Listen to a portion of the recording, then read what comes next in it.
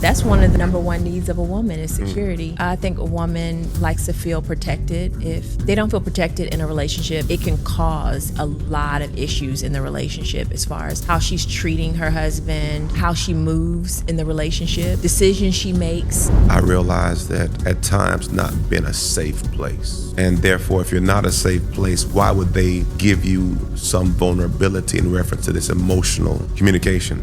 A woman wants to feel emotionally connected. I think you need to treat your relationship like St. Augustine grass. If you don't water that grass, it's gonna really show. How would a man stay connected emotionally to a woman? Number one.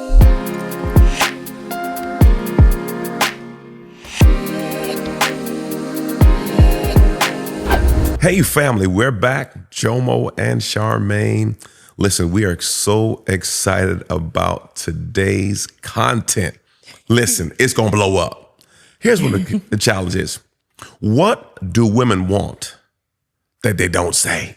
Come on. What do women want but they don't say? Every man needs to hear this video. Every woman wants their man to hear this video. Because the reality is, with the divorce rate so high, we know that something is missing. Something is not happening. And today we want to talk about what a woman wants that she does not say. Ooh.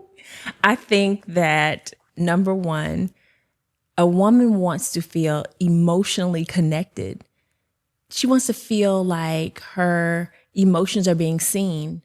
And a lot of times when we're in a relationship, when we're dating, the guy is all into us.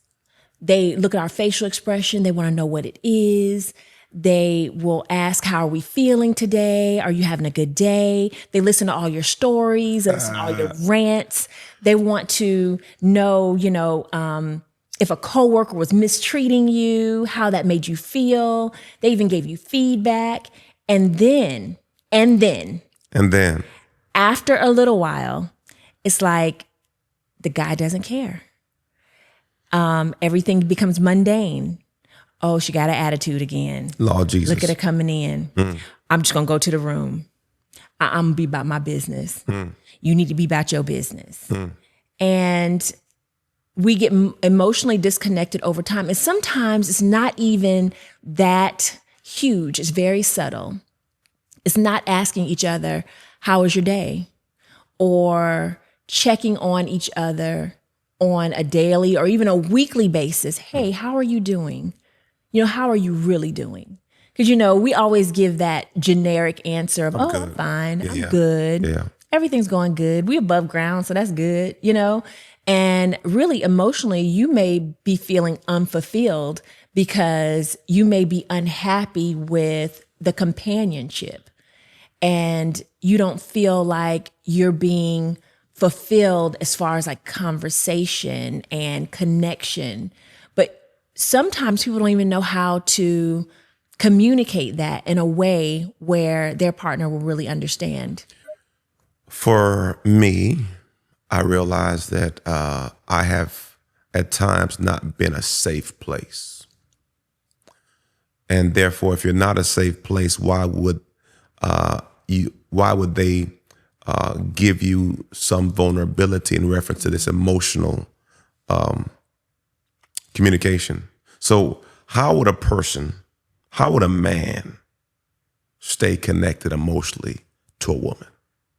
Asking questions, staying engaged, and asking her the questions that come up that maybe you don't want to ask because you're feeling like you want to avoid some conflict that may occur by the answer to the question. But what we don't sometimes get is when you ask the question, even though it may be a negative answer, oh, you're not doing this or you're not doing that right, you could always say, I acknowledge that we need to work on that together. How do you, I would put it right back on the spouse. I would put it right back on your wife. How would you say we could solve that problem where you're feeling more complete in our marriage? Okay. So that way she can give you suggestions and you can have buy-in. Can you recall a time where I was emotionally available that can kind of help them out? Like, a time whereas I responded correctly Right. with it. Absolutely. I remember a time when I was super stressed. We were about to have company come over. That's usually like when the house is chaotic, mom ain't happy because people are coming over and the house looks a hot mess. And Jomo will look around and he'd be like, the house looks fine. And I'm looking at everything that's wrong with the house. And he's like, the house is beautiful, babe. Everyone just coming. They're going to hang out. They're not looking at that. You know, you're making a big deal out of nothing. But when you say to somebody that's already on 10, you make it a big deal out of nothing, it makes it even more of a big deal, right? So that one time, for the first time, it wasn't one time, it wasn't one time, but that particular time, I should say, you responded with, what do you need me to do? And how do you want me to do it? And you were very calm and very even keeled. And I said, okay, this is what I want you to do, and this is how I want you to get it done. And I think I started laughing because you said, I don't want to upset you by how I do it. Jesus. Because a lot of times, and I know married couples can relate to this, you ask your partner or your spouse to do something, and they don't do it the way you thought it should be done. So then you feel like you have to repeat whatever it was over again. And then that upsets the person that did the task for you. Correct. Because they're thinking they're helping you, but they just upset you more. And then they get frustrated when they were just trying to, do an act of service, right? So I definitely think in that moment, I was like, you know what? He's really trying to help me. And even if, in my mind, I was like, even if he doesn't do it the way I vision it being done, I so appreciate him just taking the time out to just stop. Charmaine, what do you want me to do? How can I help you in this moment right now? And we got it done. And you were like, are you good? You came back to me after we were done with everything. He said, are you good? And I just so appreciated that, because it was like, honestly, at that moment, I was like calm. I could breathe because I knew that we were a team. I wasn't working by myself. I wasn't in this by myself. Somebody else was helping me. It felt good. Good. It felt good. I think for every man out there, I think you need to treat your relationship like St. Augustine grass. We live in Florida. And see, if you don't water that grass, if you don't take care of that grass, it's going to really show. Mm-hmm. And so by you being available, watering it, fertilizing it, and staying connected to it, you'll have good grass. And that's all it is. You have to be intentional with it. I like the next point, Charmaine. Mm-hmm. Feeling chosen. Right. I like to say it like this. You should chase her like you can't catch her. Right. I think this point is really good too, because it's not just one person that needs to be a part of feeling chosen, because this could really be like an inside issue that you have. You're fighting, it's a battlefield of the mind, right? Yeah. Because you feeling chosen, you have to take part responsibility for that, because you keeping yourself up in your marriage and you having the confidence and wearing that confidence makes you feel chosen, even if you may not be chosen. Okay. So what does it mean to keep yourself up? What does that mean? Help me understand. How did you treat yourself before you won him? Okay. How did you treat yourself? Did you do your hair? Did you take time out to groom yourself? Did you take time out to have a positive attitude? Because sometimes you have to wear that. You have to put that on, It doesn't just come automatically. You have to be intentional about being positive and being someone that someone would want to be around.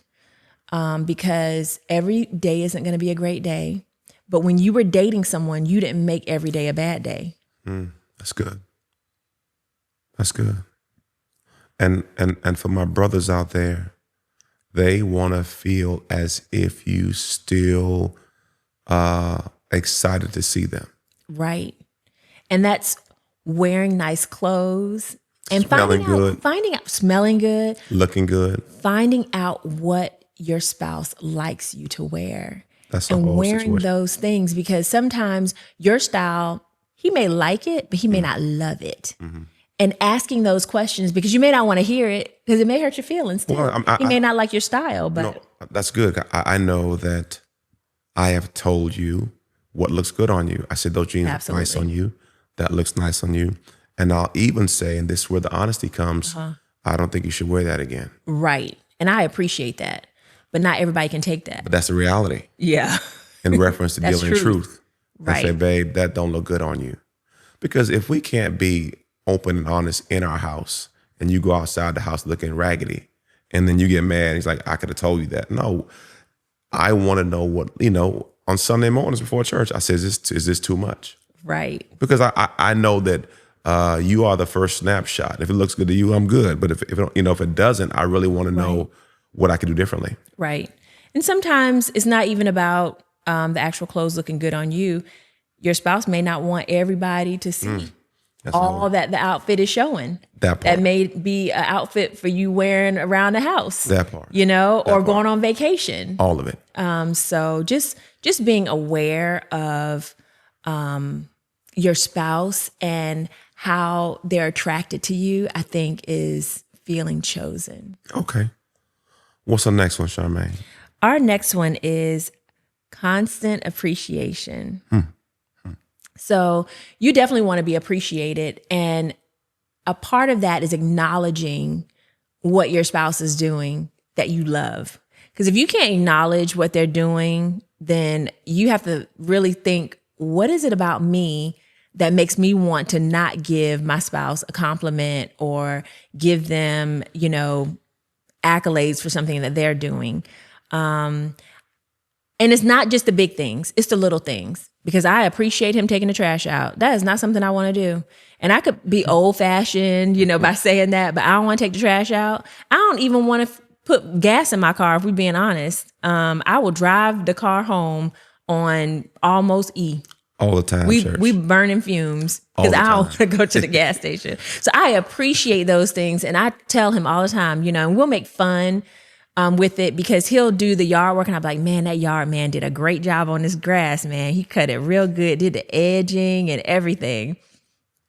So I really appreciate that. It's a lot of grass. It's a whole job. Lord have mercy. And I appreciate, and that there's a dude that comes in my kitchen every morning and washes dishes. And I really appreciate him. That brother be working. That brother be working. He took a break for a minute. I thought we was gonna have to fire him. But he came back. He came back strong. Hey, you know what I did? I figured, y'all, that since she liked to come home with a car and eat, I just went ahead and got her a Tesla. So I could just kill that situation, and she could charge up every night on be full, so we wouldn't be in a situation. Right. The next one is being emotionally secure, having security. That's one of the number one needs of a woman is security. And I think a woman likes to feel protected. If they don't feel protected in a relationship, it can cause a lot of issues in the relationship as far as how she's treating her husband, how she moves in the relationship, decisions she makes that she probably would not make if she felt secure in her relationship. Things they do and say. You can hear sometimes in a woman's voice and the things and the words she uses about her husband that she doesn't feel secure in her relationship. And it might have stemmed from maybe something that happened, some broken trust. Yeah. And it could be from her past and have nothing to do with him, but he is reaping the harvest of. He getting the smoke on the fire. He didn't start. That's right. So, Charmaine, give an example of how I may have made you feel secure. For one, in our marriage, even when we didn't have a lot of money, I always felt secure financially. Because you're so good with finances. I always knew that if we were low, you would figure out how to make it right. And I just needed to follow your lead. Security in us always having a place to rest our head, even when we were struggling. You are very consistent with your actions. I can pretty much pinpoint where you're going to be from the time you wake up in the morning to about noon. Usually that varies after noon, but I mean, you're very consistent, and I appreciate that because I know if something's wrong, like you'll be a little off or you won't feel right because you're off schedule. And I appreciate that because I am not that person. I am all over the place. My schedule varies. I could feel like staying out in the chicken coop for an extra hour and lose track of time. And you'd be like, what are you doing, Charmaine? I'm like, I'm just enjoying life, And you'll get up, you do your morning meditation, you go on a prayer line, you do your teaching. You normally go out and do some type of yard work. Then you go to the church. Like, it's very regimented. And I like that about you. I thought about, in reference to security, and this may be crazy, to be clear, but if she's out too late, she'll find me outside wherever she at in the car. I'm not going to bother her, and I'm not going to be trying to go inside. But if I sense that she may be in a position where some person may have the bad idea, I'll drive and just be out there. And for whatever reason, for me, losing loved ones, I try to be very keen in being a protector. And so I think that if a woman feels protected, she will open everything to you. And sometimes I think men don't get all of what they could get out of a woman because the woman doesn't feel secure. That's good. And open. That's good stuff. Well, this is a good session right here. Yeah, it was. Make sure that you like, share, and subscribe if you feel like this information would be beneficial to you. And also, we would like to hear from you. What are some things that you feel like couples that make mistakes on? Let us know in the comment section. We would love to hear from you. And remember, love, laugh, and learn.